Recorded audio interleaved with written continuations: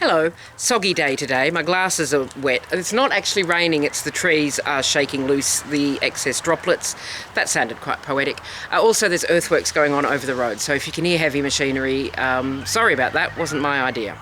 Anyway, work in progress Wednesday. So last week I had this, which I had finished but hadn't wet finished. I have now wet finished it. I don't think it's visually that different. It's a little bit furrier, like there's a bit more fuzz on it, which happens sometimes with mohair.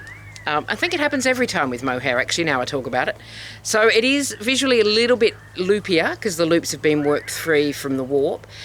It feels much softer and it's got a nicer drape. So I think I've got all the ends off it. It's a little hard to tell with this textured yarn, so I'll give it another check over and make sure that I have got all the ends off it. But for now, that is done and dusted. And what I did have on the loom that I was waiting for new yarn to complete was this, which I had the new yarn and now I've completed it. And I've just realised I matched my jumper to it. So let's pretend I did that on purpose for aesthetics and not by accident because I was cold. So this was what was on the loom. It's no longer on the loom, can you tell? And I had to order another ball of this yarn to finish it off. There's a few tension issues. You can probably see it's quite lumpy and bumpy with the packed warp, which is the thicker texture there. I don't know, I'm showing you so badly. How many videos have I done and I still can't hold up a weaving? There we go, you can see just there the thicker texture there in the warp was the packed warp. So that is going to be interesting when I've wet finished it. So we'll see what happens with that. It may remain textured, I don't mind if it does. It's quite long, I'm trying to show you without falling over something. There's usually something behind me to fall over. So I'll measure the full length. I'm going to leave the fringe loose, but I'm going to wet finish before I trim it. So that is ready for a dunking in some warm soapy water. Now on the loom I have something else with this yarn, because when I ordered more to complete this, I accidentally added 2 balls to the cart because my internet's quite slow. So when I clicked add to cart, nothing happened. So I clicked it again and then I had 2, and I figured accidents happen for a reason. So I went with it. Now I have 2 balls of it.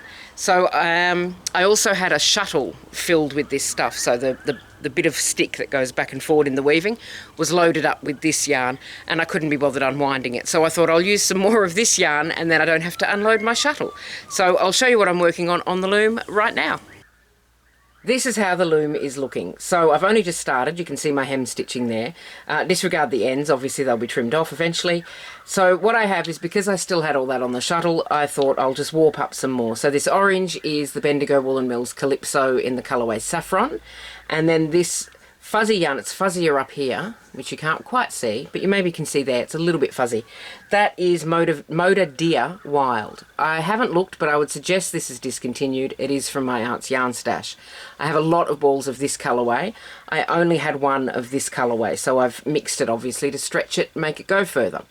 It is a bit of a pain to handle. So it's fine on the loom. I've only got it in the slots, which is why I've got that single thread effect, which I really like. So I'm enjoying that. But when I was trying to wind it into a cake, so that's an example of a cake, because I was going to use this, but it wasn't going to work. It was going to shred on the loom. So there's a cake. It's a center pull cake, so I can pull the middle out. It's much easier for warping. I'll just shake that at you. And it's much easier for winding onto a shuttle if it just sits neatly on a table and has the center pulled out. And doing it with this Moda Deer was bit of a headache, because once it snags onto itself, it makes a knot. So while I would like to leave the fringe loose on this because I think it would look quite good, this yarn is not going to behave. It's going to be grabby, it's going to tangle. So I will have to do something with the fringe, probably twist it. But I'll think about that when I'm further into the piece, because that is only that much weaving.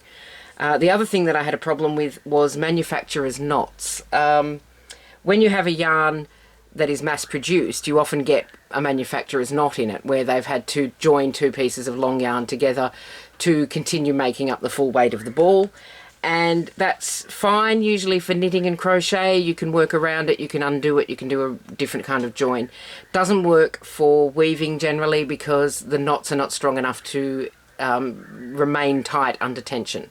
So I noticed that manufacturer's knot, so I started warping from the middle to go to the side, and I'd gotten to about here and realised there was a knot in this thread here. So I had to undo it all and then rewind it, and it was all knotty and tangly. It's going to be worth it.